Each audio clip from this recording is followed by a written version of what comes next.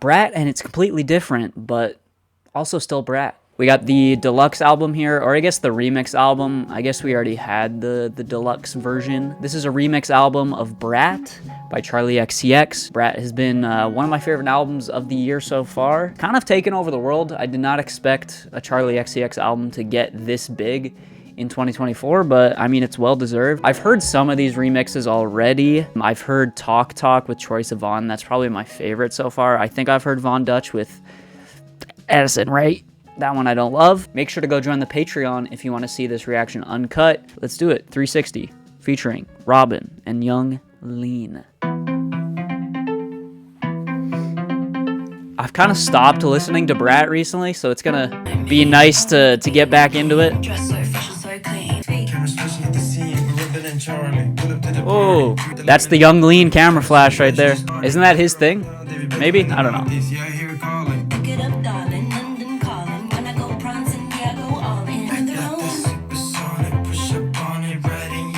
I've heard this hook, yeah.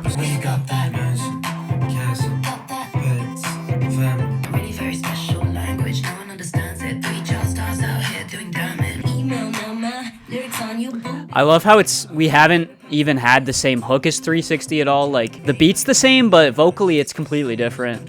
Supersonic. Okay, that's alright. I guess I feel like I'd rather just listen to 360. I mean, there's one thing about these remixes that's super cool, at least the ones that I've heard, is that they're actually like remixes. It's not just the same song and then throwing a feature on top of it. Yeah, the beat was pretty much the exact same on that one, minus like a couple extra like camera flash sound effects or whatever. But vocally, completely different than 360. I don't know, I don't think I would listen to that over 360. 360's just got a catchiness to it, and Charlie's just vocal melodies and just lyrics on that are a little bit more infectious to me. I think Young Lean does pretty solid on that track. Robin, I don't really love her inclusions that much, and I feel like Charlie just kind of falls into the background on that one. So it's going to be hard to think about these tracks in isolation without comparing them to the original. Yeah, I don't know. It's all right, but not as good as the original. Next up, we have Club Classics featuring BB Tricks. That's an artist I'm not familiar with. Oh.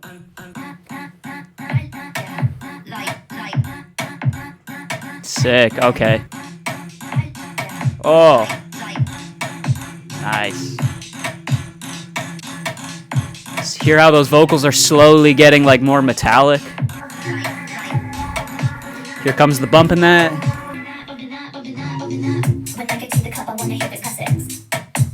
Woo!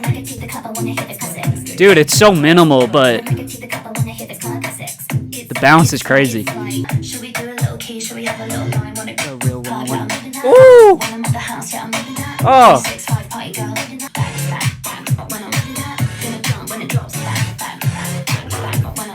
Yes. Okay, here's BB Tricks.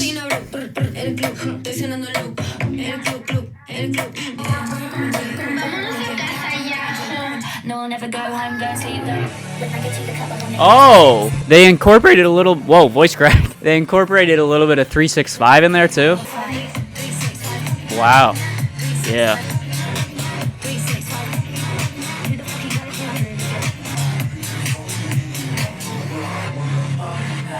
Dude, that was so different than the original. Holy. I love how we're just taking like little ideas, like 360, the whole beat was the same, but this was very different.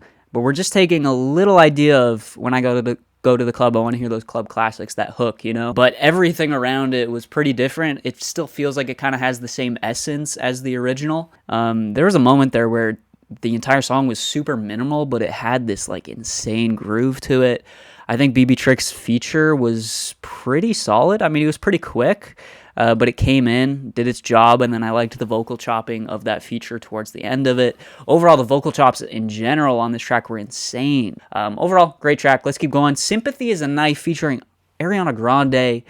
It's kind of crazy she's on this album. She dropped an album this year that I was kind of excited for, but I was a little bit let down. Eternal Sunshine was the title of that. This is an interesting choice, too. I would not think that Ariana Grande would fit on this track, but I guess we'll see what happens. Okay. Same chords, but very different synth.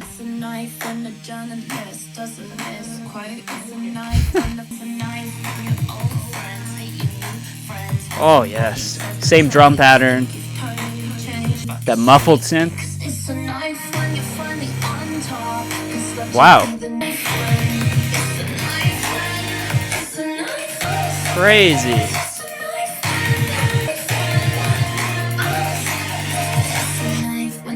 That was beautiful. Those high vocals. Is this Ariana? I think it is.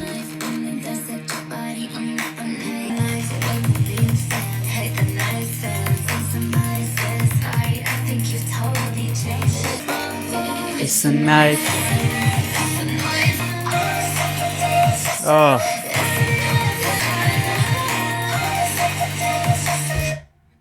Crazy. Oh.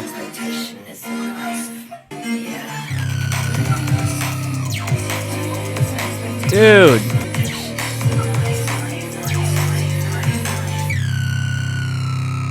That synth is crazy, dude. Holy. That was insane. Ariana Grande worked over that. I mean, the energy of that track, yes, same like lyrical themes playing off the It's a Knife when I like how they just repeated that over and over too. It felt like that would be like a refrain in like the original song, but they just like do that for the entire track, if that makes sense. So like similar chords, same drum beat, I think, for most of it, but the energy of it was completely different than the original Sympathy is a Knife, in my opinion. When all those heavy synths come in and Charlie like jumps the octave and goes to those super high vocals, man, that's good. And we just get a little bit of a taste of that original, all this sympathy is just a knife. I was a little bit worried how Ariana Grande would work on that, but I think what we're seeing so far is that Charlie knows what each of these tracks needs in terms of a feature, at least so far. Yeah, I think that was fantastic. I'm just loving how different this is. Like this is an actual remix album. I might say something stupid with the 1975. Gosh, I hate the 1975. And John Hopkins, I don't know who that is. Okay, I'm open-minded. Maybe. Oh, it's 4 minutes too. Okay, the original is like 2 minutes, I think. So let's see. Pretty. Yes.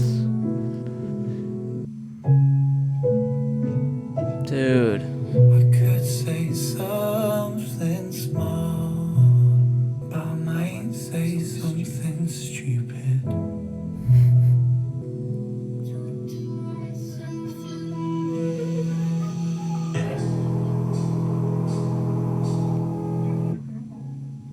Whoa, dude. That juxtaposition. That piano is mixed so good. Oh my god. Oh. You hear all the pedal sounds and oh. I don't know if I belong here anymore. Dude, the atmosphere. This feels like kind of maybe just like if the original had like an extended outro or something, you know?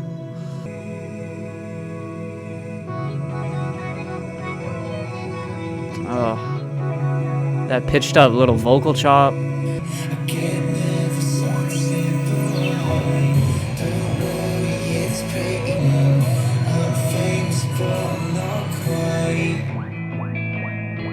Oh, a little emo guitar? What the heck?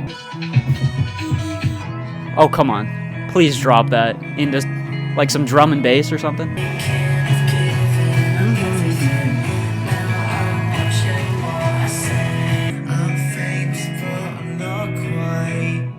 That was cool. Like I said, it feels kind of just like maybe like an extended outro of the original song.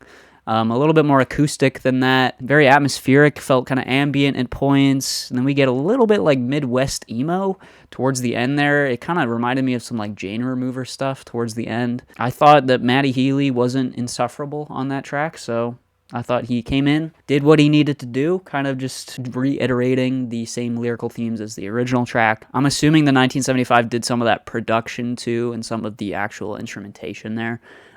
As again, it was more acoustic and natural and kind of live feeling. That was good. I like that. Talk Talk, I might just skip it because I've listened to this song. Actually, no, we'll play through it. But yeah, I've heard this song so many times. I think I like it definitely more than the original. This beat just goes so crazy. Talk Talk, Troye Sivan. And I think that's Dua Lipa, right? My life's supposed to be a part. The bass that comes in here. It's so pristine, dude. Talk to me in Spanish, talk to me in your own made-up language. Doesn't matter if I understand. We go back to my place. Okay, here's the plan. I wanna fly you out to Amsterdam. The chords there, dude.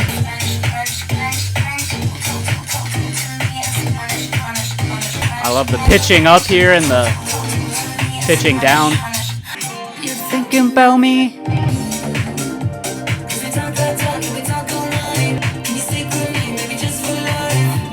It's such a cute little duet too.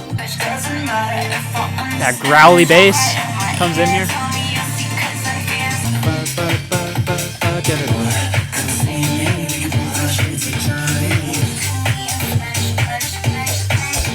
That little mosquito synth. Dude, it's so fun, dude. This is the first remix so far, I feel like, that really elevates the original. And it really just adds like some energy into the original that I think the original's kind of missing. It's a little bit too mellow, for my opinion. For my taste, I guess I meant to say. Yeah, I think this just infuses it with a little bit more groove. It's a little bit more up-tempo, some fun synths. That little buzzy mosquito synth towards the end is just pure ear candy. I mean, I feel like the best way to describe that track is just ear candy left and right. Like, it's just so sugary that I can't help but love it. This next track, Von Dutch, I think I've listened to this like once and I don't really remember liking it that much. I think this might have been the first remix that came out. So yeah, it's got Addison Rae and A.G. Cook. A.G. Cook has done a lot of production, right, for Charlie before. Is that correct? I think I actually maybe started listening to his album Britpop like a while ago, but I think I stopped. I don't know. Let's get into this. Von Dutch. The original is one of my favorites on BRAT, so yeah.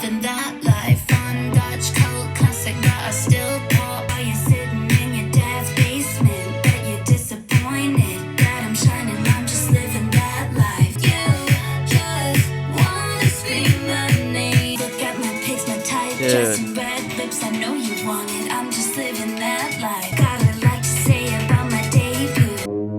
Yeah, this is not great.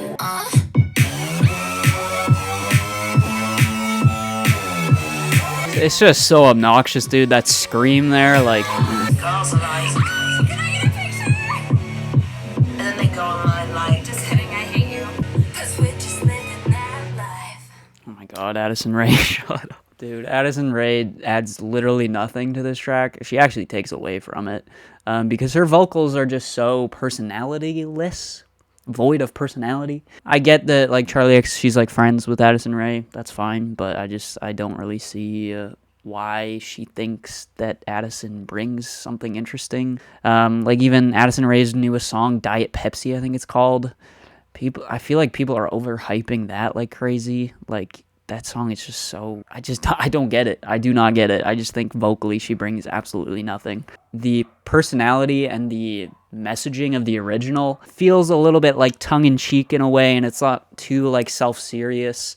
But this feels like it's just like really obnoxious, the attitude of it. It almost takes that like being the main character energy, you know?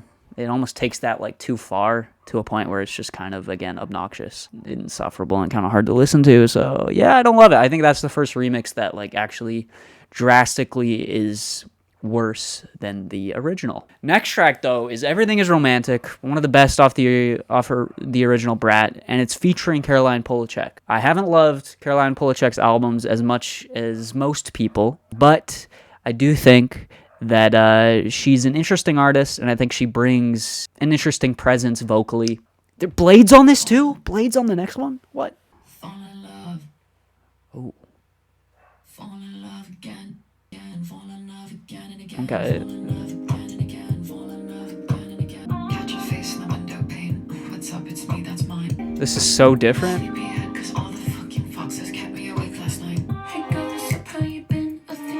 With the snap.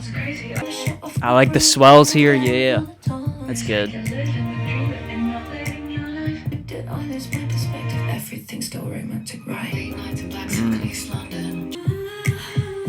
Really? Dude. This is crazy. Dude. Caroline's just like vocal runs in the back. Ooh. Oh. And now they're clearer. They're not as reverbed out. Dude, this makes so much sense. Oh, yes.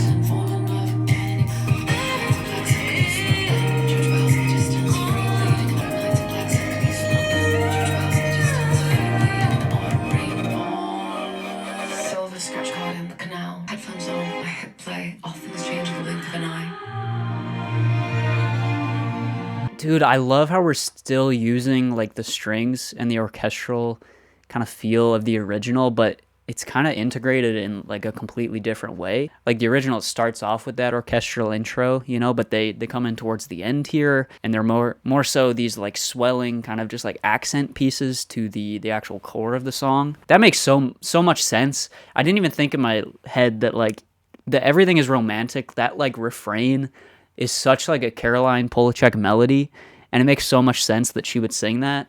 Caroline just doing those like vocal runs towards the end.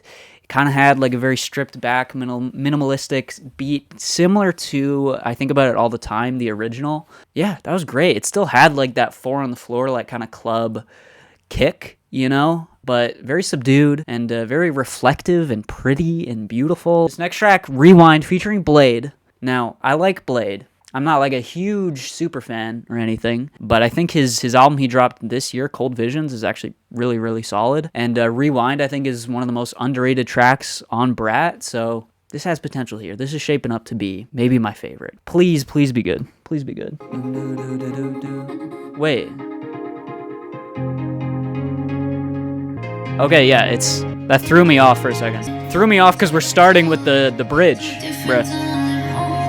Sometimes. Baby, I need a reality check. Sometimes no, I just gotta say less. I must confess, I'm under stress, I'm under pressure in my head. I'm 6 feet underneath myself. I'm trying to catch up with my breath. I'm in the hills, perfectly still. The sun is setting in my realm. My mind is spinning like to piss. As we go through this song here, it's kind of making me realize that a lot of the appeal of Blade's music is his production. Because I feel like vocally he's not fitting well over this at all. And I think his rapping was, well, I guess you could call it rapping. It was just kind of like low energy and kind of offbeat and kind of just very awkward.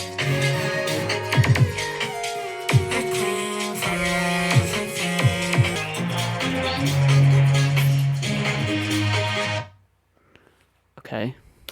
Yeah, that was kind of disappointing, actually.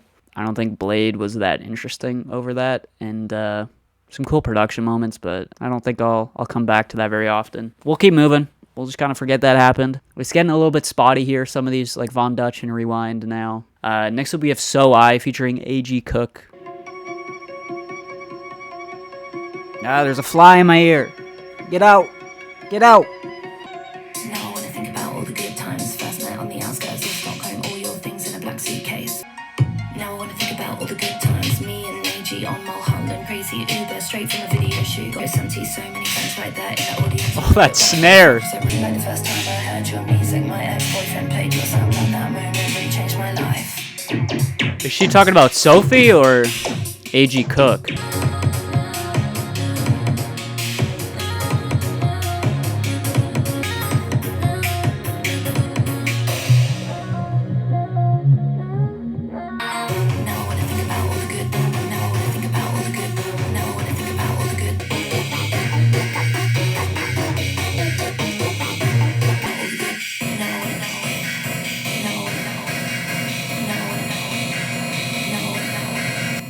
That was good, dude. That felt like kind of like a sequel to the first track. You know, the first track, or the original, being a tribute to Sophie. But in this one, now I want to think about all the good times. You know, there's been a couple of these tracks that lyrically they feel like a direct follow-up and playing on some of the similar themes, but maybe between, oh, dude, I can't even talk. Between the time that she recorded the original and between the time that she recorded the remix, maybe her mindset has changed a little bit, or just like her emotional state has changed, so you kind of see that evolution between those two tracks. This one felt a little bit disjointed at points. It was doing a lot instrumentally. It went through a lot of changes, and I think it actually like did a good job of kind of infusing Sophie's production style in a way, especially towards the end there with some of those really harsh and distorted synths. So I think it still kind of exists as a tribute to Sophie in that way. Just a little bit disjointed at points and a little bit repetitive vocally. I think I still prefer the first one or the original because of how emotional and heartfelt that track is. Girl So Confusing featuring Lorde. I've already heard that, so I'm not going to listen to it. I've heard it a bunch. Apple featuring The Japanese House. That's an artist I've definitely heard of.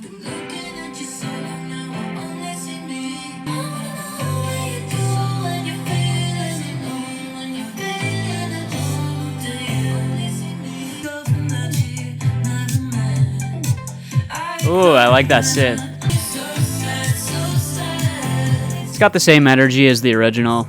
It's got this kind of sparkly 80s feel to it.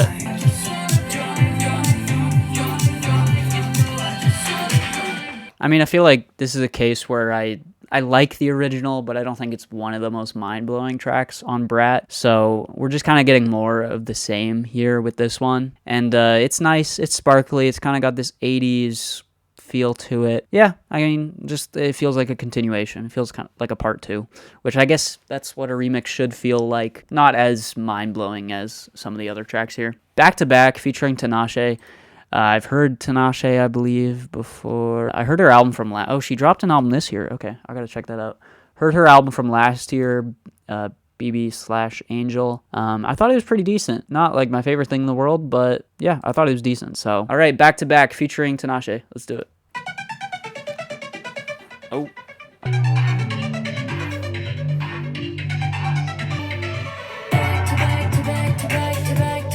Yes, give me some bounce. Back to back to back to back.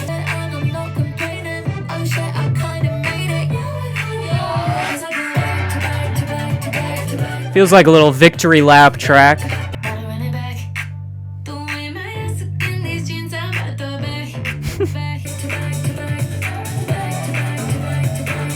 To back to back. I like that, dude. That was good. I really like these ones that just add some sugar into the original. You know, like that one and Talk Talk. Just so fun, so speedy, quick, and just a lot of bounce and groove to them. Just mostly letting the production shine and just building that production around the back to back to back to back, which I think is really what the original does great, and I think this carries that forward, but does it in a different way with some different textures and a little bit more of like a shimmery, kind of cute feel. That was really good. No complaints on that one. This next one, Mean Girls, which is one of my favorites off BRAT, featuring Julian Casablancas, okay, from The Strokes, also known as Connor from Turning the Tables' doppelganger. Okay, I bet he's pretty hyped to, maybe he's not, actually. Maybe Charlie originally tried to get Connor, but Julian was the backup. I think that's probably what happened. Okay, starting us off right with the piano. Oh, okay. And it's slowed down, too.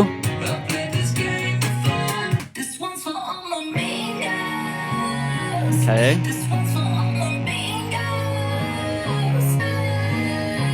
Crazy vocal effects. Why does he he sounds like Porter Robinson. Oh, dude, I love how we're making this piano like more artificial.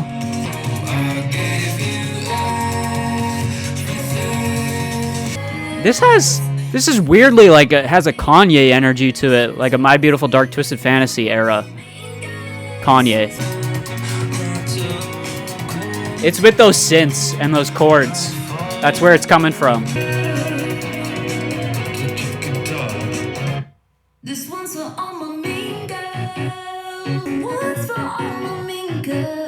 Yes, Charlie, sing it. Okay. Okay. Dude, his vocals sound so weird, dude.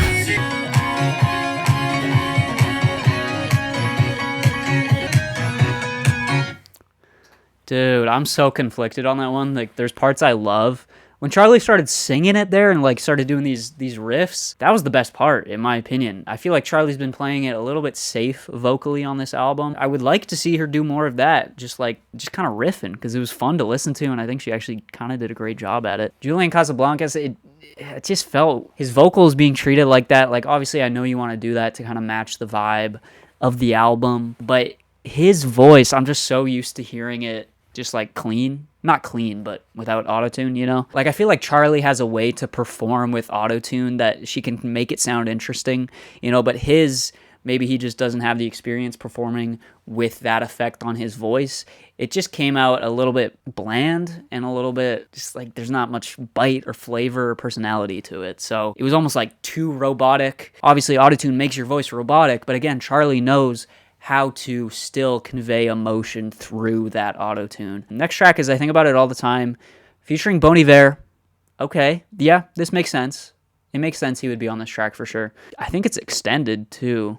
The original's like what? The original's like just over 2 minutes. This one's 3.5. So let's see what we got. Oh, whoa.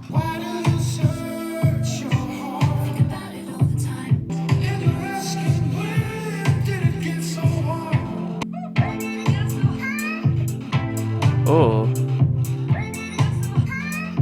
that's an interesting vocal chop. Oh, what's happening here? Because you're not supposed to stop when things start working.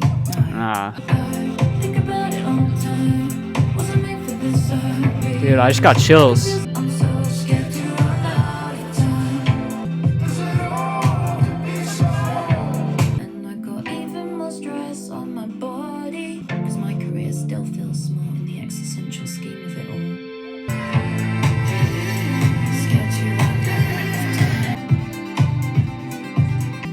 Dude, that was so good. That's another one of those tracks where it feels like a sequel, a part 2 to the original, but you kind of see the evolution of her mindset between the time of the original and now. And obviously her saying, my career still feels so small in the existential scheme of it all.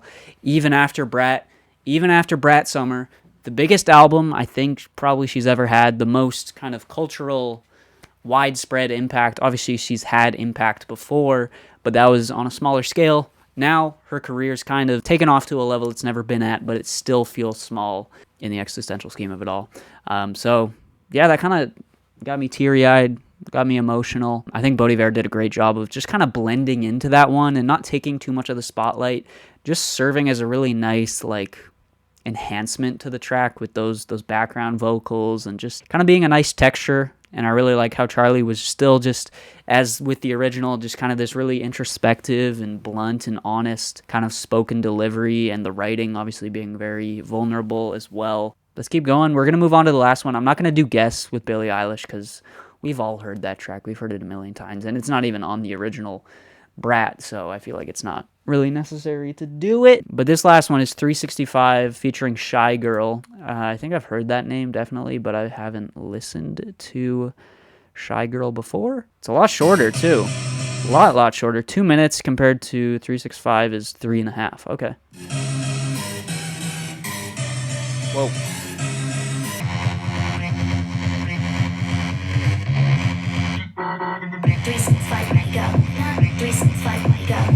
Dude, that kick sounds so good.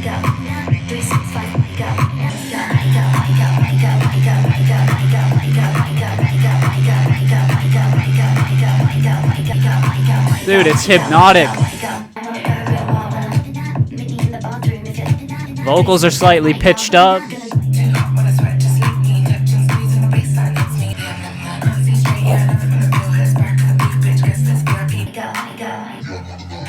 Woo!